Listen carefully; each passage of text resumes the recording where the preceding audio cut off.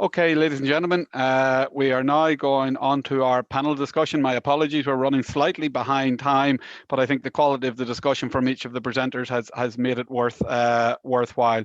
I'm delighted to be joined by Minister for State and Land Use and Biodiversity, Pippa Hackett, Minister Pippa Hackett, Professor Alan Matthews, European Agricultural Policy at Trinity College, and William Kingston, a local dairy farmer who has gone to great lengths to get a grass backdrop in behind him to signify the importance of it in his own dairy farm. Alan, I just want to stay with the macro level and maybe pick up on some of what Phil Hogan said there in relation to European policy, and then Minister, we'll come to you in relation to maybe how Ireland is going to implement that. Alan, we heard Phil Hogan talk about green ambition deals being possibly a cap deal, or sorry, putting the cap deal back to not being approved and come back. Do you buy into that threat that Phil Hogan was warning there, that if you opened up the whole MFF, your cap budget again, there could be budgetary challenges and pressures come on? Well, first of all, it was great to see Phil Hogan back on a public stage, and I think he gave a very strong message, which was very interesting to hear. Specifically on your question, Justin, clearly there are issues between the Council, Parliament and Commission in these so-called trilogues. I would think that they will be resolved. I think there are threats to the budget. We hear that the veto that Poland and Hungary have put on that at the moment. So there's still uncertainty as to whether not just the normal budget, but also the recovery program, which was agreed, will come on stream on the 1st of January as was planned. So there is uncertainty there. But on the outcome of the CAP talks, I would still be hopeful that we will get an agreement, but it will be probably well into next year before we have that. Alan, you've been critical in the past and challenged various aspects of CAP. If I give you a blank page, given what we heard from Tara McCarthy, given that we know the environmental constraints, given we know the financial income challenges on farms, how would you, and I know it's a big question, but how would you design the next CAP? What maybe 2 or 3 principles would you look for if you had a blank canvas? I think one of the important messages that I took from Phil Hogan's talk was the link he made between the CAP budget, the continued flow of payments to farmers, and the need for farming to return that through a contribution, particularly to these increasingly urgent and evident environmental and climate challenges.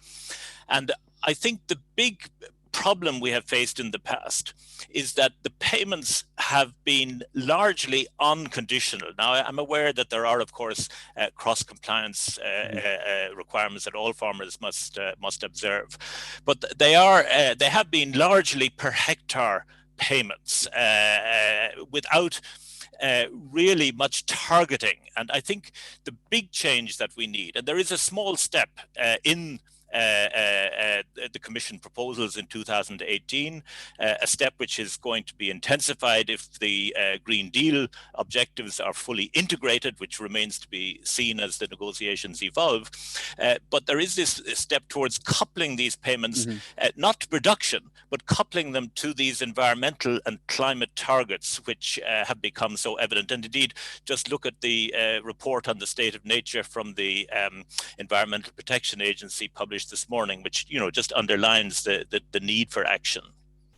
And Alan, should we be as prescriptive, I suppose, to say that that coupling payments to production and to deliver an environmental dividend don't go hand in hand? Like, should we be smarter on how? Like, we know economic sustainability and environmental sustainability. Unfortunately, we've separated them out. But ultimately, as we've seen today, economic sustainability and environmental sustainability actually are quite closely aligned, that if you produce more from less, that's actually a win-win for both the environment and farmers' pockets. And is that the prism we need to look at couple payments through?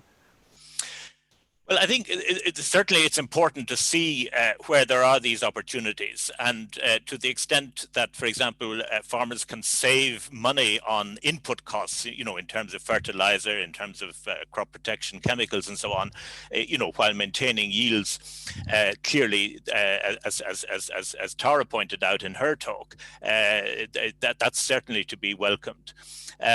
However, I think to be realistic, we have to take into account the fact that there are these, what as economists we call these negative externalities of production. So it's not a question of saying that we want to limit the national herd. That's not the objective. The objective is to limit our ammonia emissions, to limit our water pollution, to limit our greenhouse gas emissions, to stop the decline in biodiversity. So the extent to which we can try to, and we need a lot of research and knowledge transfer to actually get this to work. But to the extent that we can try to match those environmental objectives with production is the way to go forward. It's not simply seeing production as an end in itself, which I think has been the message that perhaps we've had in the past. And Minister, if I could come to you, do you believe organic farming is that solution? Thanks, Justin, and thanks to everyone and everyone for organising today. Look, I think organic farming is one part of the solution. I don't believe it is, you know, ultimately the overall solution. I think perhaps some of the mechanisms within how organic production is utilised. I mean, you see a transfer even now into conventional systems, you know, where they have perhaps, you know, where you have plant tolerant pesticides, and you know they have to adopt different mechanisms to deal with that. Look, the ambitions, I suppose, at a EU level are very high for organic farming, and I suppose if you're a country like Austria, that's not such a big deal. But if you're a country like Ireland with only maybe 2% of our land, and to get to the 20 or 25% or 25% that's been suggested, look, that's an impossibility, to be quite honest, in the short term. But we were cognizant of that in the programme for government negotiations, and we did, you know, reach agreement to you know, try and get to the EU average within the term of government, which is fairly ambitious still. That's going from sort of 2% to maybe 7.5% in a 4 or 5 year period. But I think, yeah, organic farming, I think, has a role to play here, but I don't think it's the be all and end all. I think we need I suppose a collective overall raising off the bar and raising off the standards in how we do agriculture in Ireland across the board. And I think, you know, I think we are aspiring to do that. Minister, I wrote about this in various editorials in the Farmers Journal in terms of the whole formation for government, and there was a lot of concerns about the Green Party involvement among farmers. But I do sense that, and again, we wrote this, that it has actually been good for farmers to have the Green Party involved in the programme for government, but it's also been maybe good and challenged the Green Party that maybe some of the views that maybe could have been expressed on the outside, when you actually see the complexity of the sector and how things maybe are different than looking through a national prism.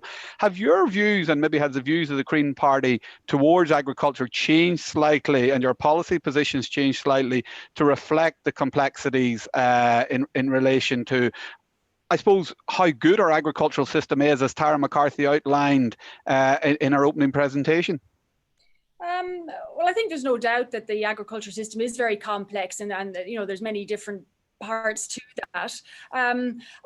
I suppose our overarching, I mean, policy probably hasn't changed very much. We definitely do see the need to move towards a more sustainable system. And indeed, look, Alan talked about the EPA report out today, and look, it's not just agriculture that's causing the problems. You know, it's planning and settlement patterns and all sorts of elements like that. But I mean, agriculture still has a significant impact on our environment in our own country.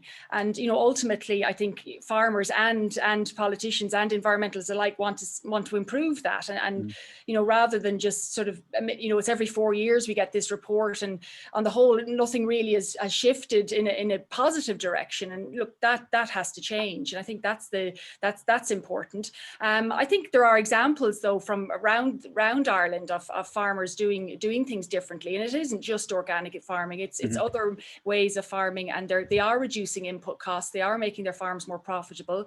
Maybe they're not so focused on output or volume of output, but they are focused on maximising farm incomes, you know, and they do have families and so forth to sustain. So, you know, that's a focus maybe we could maybe focus on a lot as well, I think, moving forwards. I think that's definitely a narrative. And William, you and I talked about that actually earlier on in a pre-conference call about optimising, not maximising production. I think that's what the Minister is referring to. And it's very important, because one thing we talked about specifically, and I noticed Phil Hogan referred to it there, maximum stocking rates on the grazing platform.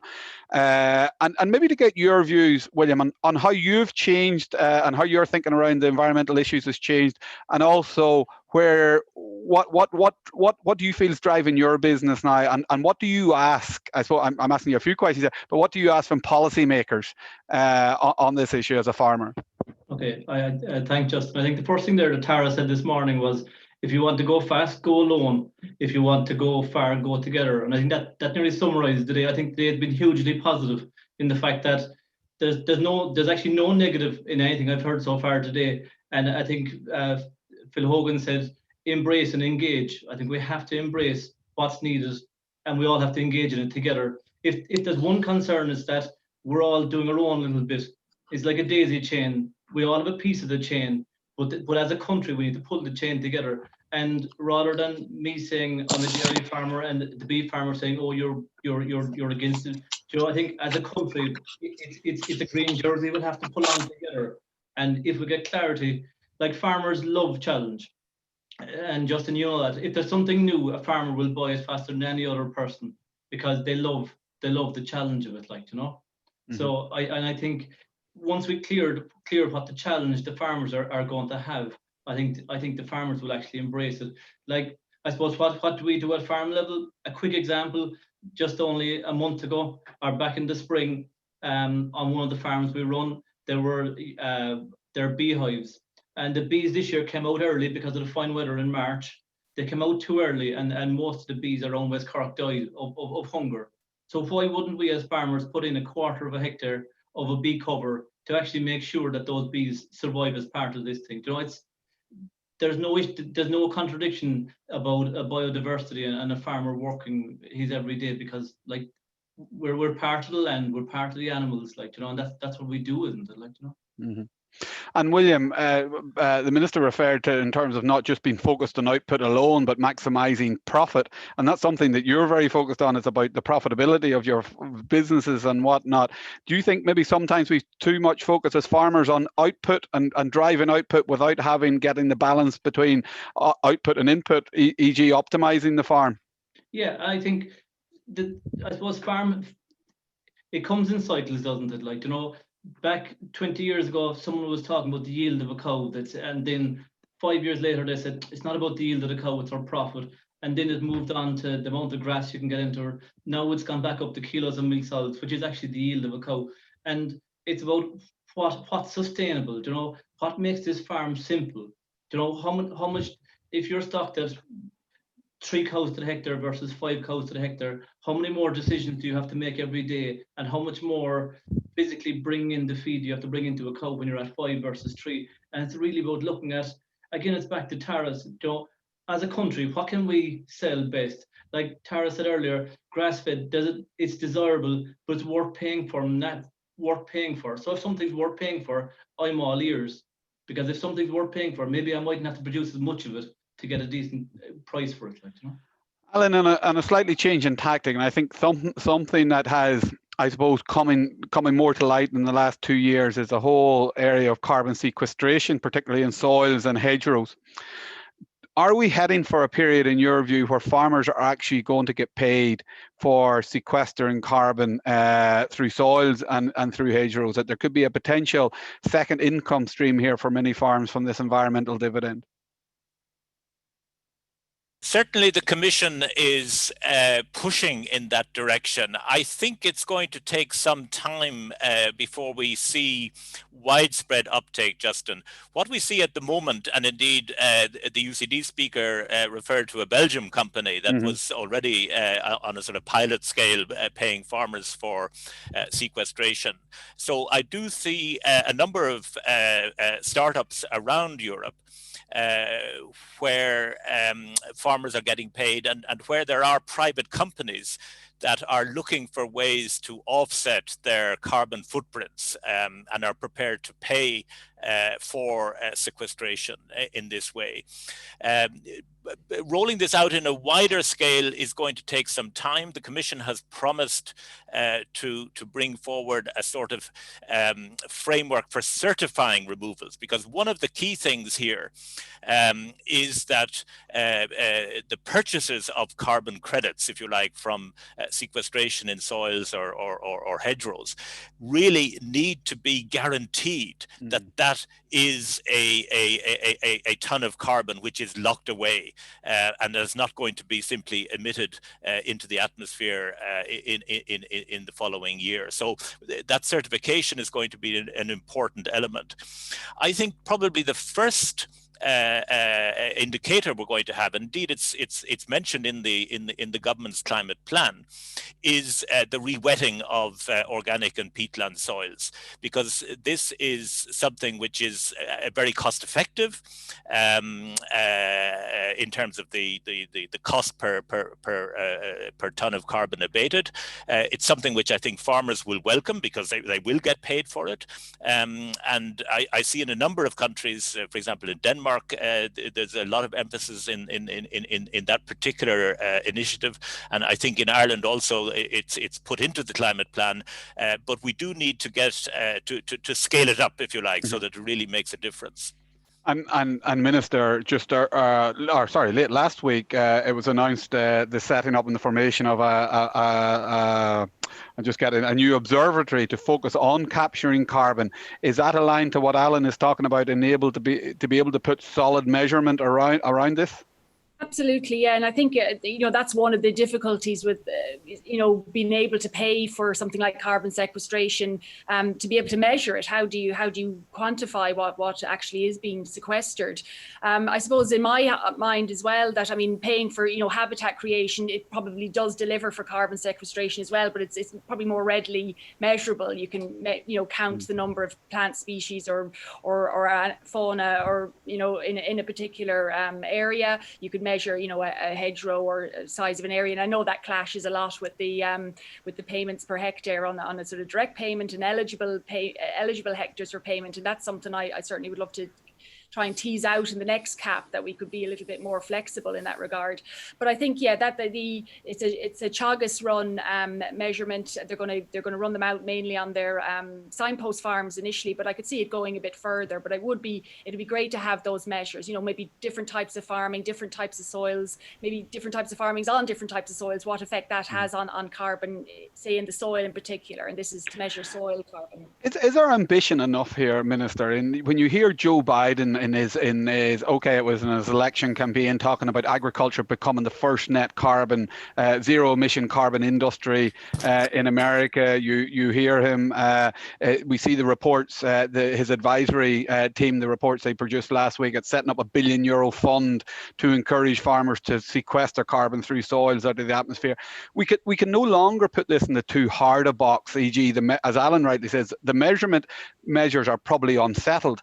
But the hypothesis, I think, is well proven that soils do absorb carbon, and farmers, through various land use practices, can enhance that level of carbon sequestered. Can we potentially, if we get to grips with this and become a leader in this as a grass-based country, do you see a potential for Ireland, like America's ambition? Can Ireland have the same ambition? It would certainly be great to see us have that ambition. The issue is, though, we can't reach a sort of a net zero situation through offsetting alone. You have to reduce the emissions that go out. You can't just sequester all the emissions. We just don't really have the capability, with all our land to be able to do that because of the disparity between emissions and sequestration. So we are a little bit, it's more difficult for us, I suppose, with our huge, livestock base here. But I think there's plenty we should be aiming for. And in terms of carbon in soils, unfortunately at the moment, our soils are net emitters of carbon across Ireland. If you take into account all our soils, because we do have a lot of drained peat soils. And if you drain a peaty soil soil, you emit carbon, and that is behind. There is an EIP scheme currently being looked at now. We did a number of applications for based in the Midlands, but that was to get farmers involved in re-wetting their peaty soils. And I know that's quite a difficult thing for a lot of farmers to follow. But I mean, if there is a value in it, if there is a payment in it, and they can still farm, it could be the best of both worlds. You know, they'll be delivering that public good, they'll be engaging with that societal demand there, and also continuing with production, and perhaps, if right is right, getting a better payment for what they produce, because they are doing it in a more environmentally sensitive way. Alan, I just want to jump back to you, and the Minister referred to it there, in achieving targets, and yes, our national targets, but our territorial targets, in your view as an economist, are territorial targets the right way to address the carbon challenge and balancing? Ultimately, what we're trying to do here is reduce the environmental footprint of global food production. Are territorial targets the right way to go about doing that? Well, they are the way in which the various regulations and laws at European level, which of course are the principal legislative requirements that we have at the moment. We do need to be aware of the alternative, which is what we call consumption-based emissions, so based on the sort of the overall life cycle of the food which we consume. And the argument which I think you're hinting at, of course, is that if we try to reduce emissions on a territorial basis, that may well offshore that production to countries where perhaps the emissions intensity is higher than it is in Ireland or in Europe. To me, that's a sort of empirical question, Justin. I don't think it should stop us from trying to have ambitious targets. As I say, we're legally obliged to meet these targets, and we know that at the European level, under the so-called climate target plan, that even by 2030 our targets may indeed be further increased, because the challenge is so urgent. So we do need to focus on reducing our national emissions, I think. One of the things which I think is potentially important to keep in mind here is that to the extent that we can develop technologies, for example, that help to reduce methane emissions from livestock, through the kind of work that goes on at UCD Nova and so on, to the extent that we can develop those technologies, then it's important that we share those with other countries where emissions intensities are higher. If these are developing countries in Africa, we can do that through our aid program. But I mean, there are also commercial opportunities, I think. So, I see this as something which we could, building on our national experience, we actually could develop a technology which we could also try to sell abroad. I'm just going to finish with this question for the panel and get their panel views on it. And I'll go back to where we started with Tara McCarthy. And Tara talks about the need to double food production by 2050. And then I'll bring it back to the farm to fork strategy in terms where it's talking about using less pesticides, using less fertilizers, less and less. And I'll bring it right down to the USDA analysis end that said if the world was to adopt European methods of food production, we would force 180 million people into food poverty, and we would drive up the price of food production by 89%. Can somebody square that circle? We need to produce twice as much food. If we go down the policy of European policy, according to the USDA, we're going to put 180 million people into food poverty, drive up the price of food by 89%. Ultimately, we need to balance food production with its global footprint. But how do we get there? And maybe, Minister, I'll start with you first on that one. Okay, thanks. Yeah, look, it's a, when you think of it like that, it seems like an impossible thing. But I mean, if we continue on a global basis, or even in a European basis, to farm the way we do, and we continue to I suppose put pressure on our environmental on the environment by acting the way we are as humans, then we won't have people to feed in 50 or 100 years time, because the catastrophe that faces us. So I mean, it's about getting the balance. I think the USDA report, I mean, this is the US's Department of Agriculture doing its own report, it was purely from an economic sort of perspective. It didn't really take into environmental perspectives. And I think that probably has been a problem, you know, historically, that we have looked at maybe agriculture purely from an economic perspective. And now we see, you know, that this environmental aspect is building up, and we have to deal with that too. And that you know, there's a shift in direction, and I know we are moving in that direction, but I think we still have to continue to focus on that environmental footprint, if you like. But I think, I mean, look, there's plenty of studies there to, you know, to show how farms, you know, mightn't reduce yield by reducing pesticides, you know, if they give it enough time. You know, some studies show that farmers overuse their pesticides, for example, and we are moving towards, even our own programme for government is moving towards an ambitious reduction in fertiliser. I suppose, again, Irish farmers, European farmers, we're not, you know, we're not obliged to feed the world. I think we should, you know, consider a more regionalised approach to food as well. I mean, we have a really healthy market in the EU for our own product. You know, there's no difficulty with trade. You know, and I think even the COVID crisis has shown us how important it is to regionalise and localise food production. And I think, you know, what Alan said there about sort of sharing technology, but sharing knowledge, and we do that as a country through this department, shares sort of agricultural knowledge with other countries and other developing countries. And I think if we can, you know, help developing countries to produce more of their own food, that demand on us as you know, temperate climate countries that can produce lots of food should decline as well. But Minister, regionalising food production for a country like Ireland that exports 90% of the food it produces, that's a huge threat. Well,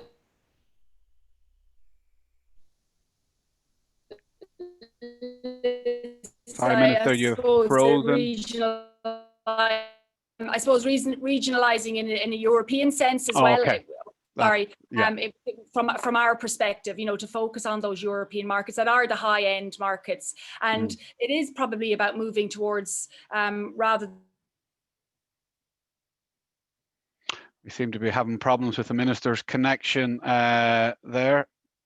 Yeah, okay, she's dropped off. William, I'll go to you if you can still hear me. Yeah. William, producing 20% more or 50, or doubling the amount of food we need to produce by 2050. Surely, as a farmer, that gives you great hope and ambition for the future of your industry.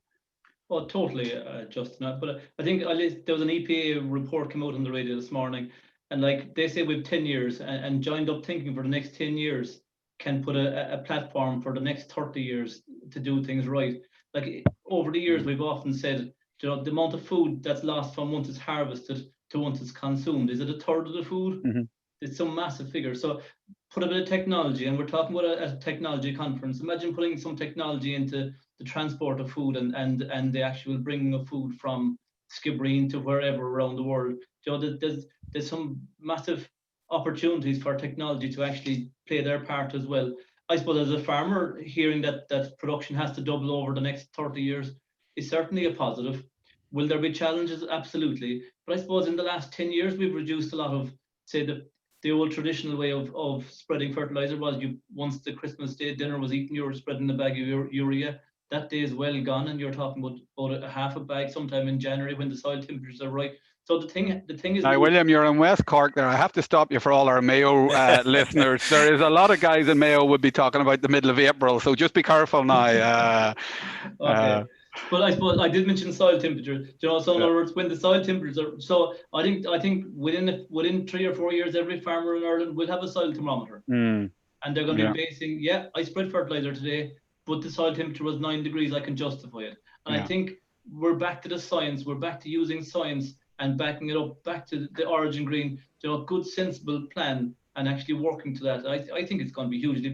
I think today is hugely positive for farmers listening to this whole thing today. Like, you know, Alan, as an economist, balancing that debate or balancing demands between the environmental challenges, as Pippa or the Minister quite rightly highlights, and that economic perspective in relation to maintaining food prices, because that's obviously a big focus of national governments all over the world in terms of having affordable food, with that environmental footprint. Can it be done?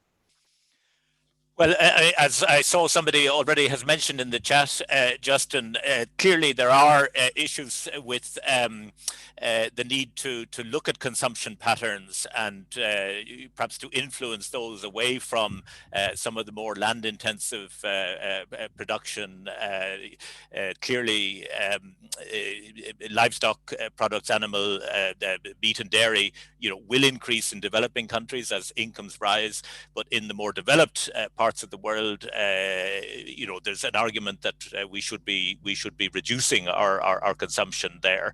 So, food, obviously, reducing food waste is also something on the demand side, which is important.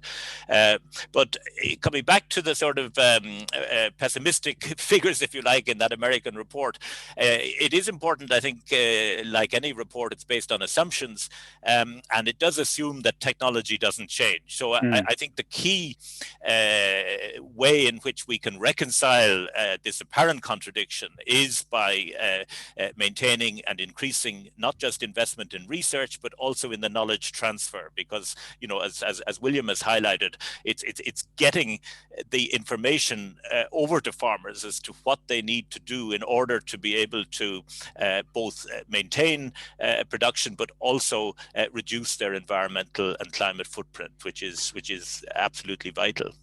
Minister, I know I said it was the last comment, but I just want to maybe just get an update from you in relation to the commitment within the programme for government. And I suppose that was a commitment to conduct a review of greenhouse gas emissions on a consumption basis that Alan referred to earlier, with the goal of ensuring that Irish and EU action didn't actually increase the global footprint of food production, so that we were taking a more holistic view. Where is that piece of work now, and when are we likely to hear something from that? Sorry, Justin, my signal broke again there. No, but you're okay. You're back on. I got the end of there. Look, I suppose our responsibility, and there is a responsibility on us in the sense that our actions, if they offset emissions to somewhere else, and that's not good. But it is all, is it our responsibility, not to aspire to higher standards, in EU or in Ireland? And I think we have responsibility, and then to try and, there needs to be a global response to this. I think that's clear, and in that sense, if one part of the world is doing something really responsibly, and then it encourages irresponsibility in another part, then that's not really what we want to do. And I suppose I'd like to think that, the UN sort of broad approach of the UN in relation to whether climate and biodiversity and all that, it would be great to see that input further, get into countries that are maybe not so sustainable in their production models. But again, we can be leaders in this. I think Europe has a great potential to be a leader in this, and we have a trade block here, and we need to be really, make sure that we are, insisting that European farmers are right to insist that standards are held high to what we will import into our block, and that's hugely important. We mustn't let our standards slip for imports either, and that would be a strong message. If you want to trade with the EU, then your standards have to be as high as ours. We will not allow a lower standard, because when we start doing that, then it is a race to the bottom, and only those who will survive are the ones who can get bigger and bigger and bigger. And I think in Ireland in particular, we have this unique selling point of this family farm model, and we have to hold on to that, I think, from a domestic point of view. And Minister, do you see that being enough for Ireland to block and veto the Mercosur trade deal? Well, I think we're well, I would like to think so. I think there's been a shift, I think, in the views in terms of the Mercosur trade deal in recent times. I think the more that the whole climate action piece of the sustainability, and even where European farmers source their food for a lot of their animals is a concern to people as well. So I think there is potential there. There's opportunity there for us to look at that as a continent to maybe supply more of our own, as we should do in our own country. I know the grain farmers would like us to see much more Irish grain grown here. Look, even from a horticultural perspective, we have such scope there, and indeed I think the way the budget even for 2021, there's been money put into more money put it towards, say, horticulture, organic farming, and just to expand out those options. But I think there's a balance to be struck, but ultimately, you know, while the figures still go in the wrong direction, we still haven't got it right. And I think it's important to focus on that. Minister, thank you very much. Alan, thank you. William, thank you. Ladies and gentlemen, I failed miserably in my attempt to try and keep us on schedule, but I'm looking at the numbers here and we're still over 140 participants. And I suppose I always feel with these type of conferences, at least you don't have the embarrassment of getting out and walking out in front of everybody. So you can dip in and out if you want. And that's why I was prepared to let the conversation run on. I would like to thank all my participants, and ladies and gentlemen, I hope today, and thanks to Ludgate for having the foresight to host this, I hope today give you some insight into how seriously agriculture is actually taking the environmental challenge. Sometimes I read reports and I read commentary from others, and you would swear that our farming industry is totally oblivious to it. I think what we've seen today is that there is probably no other industry with such a clear roadmap, whether it be with the support of Teagasc, or Tara talked about collaboration with Board Bia, the Department of Agriculture, but more importantly, the buy-in of farmers. And one thing that I could ask, and assuming that we have a large non-agricultural audience here today as well, that we ask ourselves, have farmers and environmentalists got more to gain, both from working together or being at constant loggerheads with each other? And I do mean in terms of what we said in relation to the Green Party coming into government. I had, and I think a lot of farmers had, a concern as to where that would go and what would happen. But I actually think now it is very good for government on the basis that it has given the Green Party and others the insight into just how important the environmental measures are being treated within agriculture, and the complexities of balancing what we talked about there at the end. And rightly, none of our speakers had the utopian answer to it.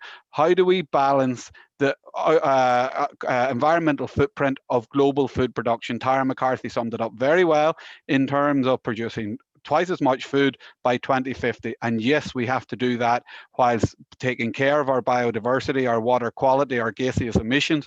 But as you can see from people like William, the agricultural sector is up for that.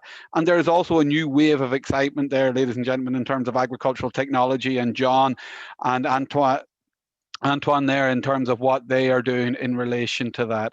So there are challenges out there, but I think one thing we know from the agricultural sector, we know from rural Ireland, there is a resilience there and there's a commitment to take on new technologies. But I think farmers have to be supported and recognised in what they're doing. And I think the more we open our industry, the more we talk to people with differing views and we take them on board and we don't entrench ourselves and we're open to discussion, the better it will be both for the environment and for farmers. And I'll just end on this, ladies and gentlemen. One thing that we're passionate about in the Farmers Journal is economic sustainability and environmental sustainability go hand in hand. For too long, we've separated those into separate verticals. It's time to bring them together, and I think discussions like this facilitate that. Just again to thank Ludgate, the sponsors, AIB and Carberry, for hosting the event, and all of the speakers here on your behalf today. I'll hand you now back to Grania. Grania, thank you very much.